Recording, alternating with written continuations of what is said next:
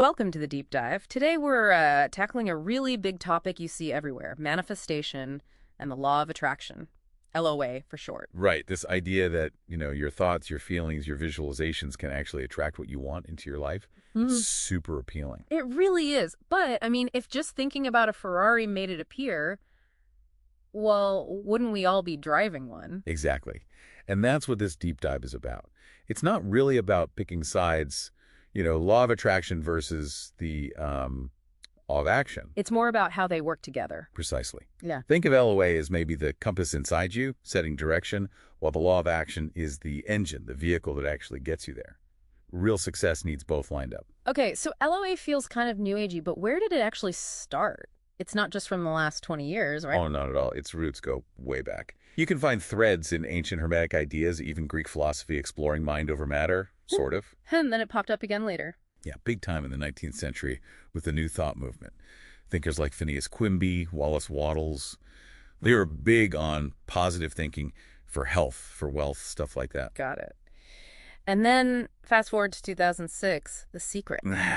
That book and film just exploded LOA into the mainstream. That simple ask, believe, receive idea really caught on. But you mentioned contradictions earlier. Well, yeah, it gets a bit tricky. The Secret pushes positive thoughts as being more powerful, right? But also says LOA just responds to whatever you think about frequently, good or bad.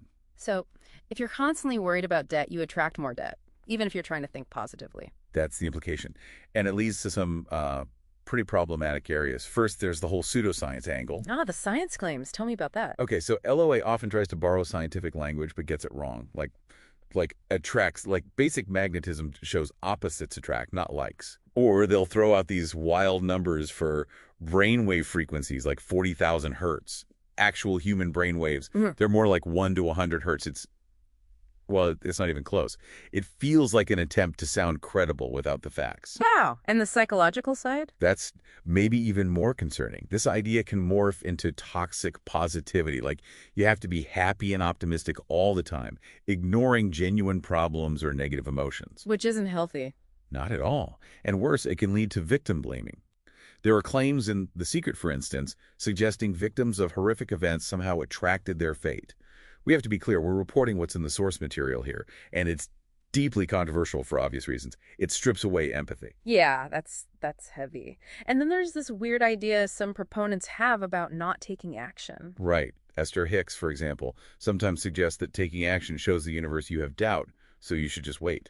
But that just feels counterintuitive, like praying for that parking spot, but then flooring it when you see one. Exactly. It's almost become a joke, Social media has those memes about delulu becoming true, delusion becoming reality. It kind of points out the confirmation bias, doesn't it? You only notice when it works.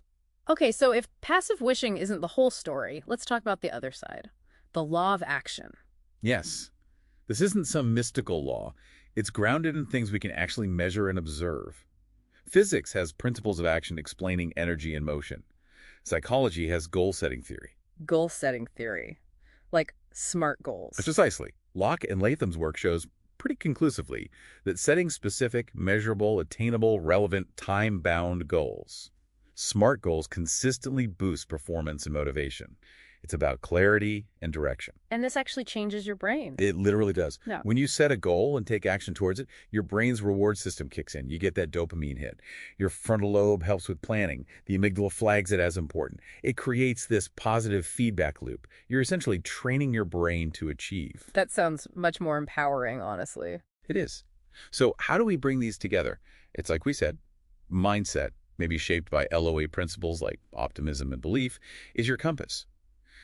But action is the vehicle. Like Carol Dweck's growth mindset idea. Exactly. That's a perfect example. It reframes challenges not as signs you're failing, but as opportunities to learn and grow. It's scientifically grounded optimism paired with effort. And we see this work in real life. Absolutely. Look at Jack Canfield, Chicken Soup for the Soul guy.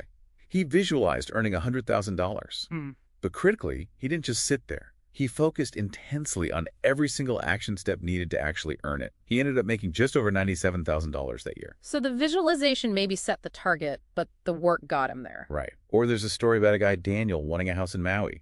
He visualized it, sure, but then he took bold actions, made a lowball offer, even paid for an inspection before a second auction to show he was serious. he got the house. It's the combination again. Definitely. Think about someone starting a business, like a graphic designer, dreaming of their own agency. The dream is the start, but the fear can be paralyzing. Maybe the crucial first action is just registering a domain name. It's small, but it builds momentum. It makes the dream feel real enough to act on further. So wrapping this up, LOA gives us the hope, the optimism, the why. It sets the direction. It's the internal compass. But the law of action, backed by actual science and psychology, that's the engine.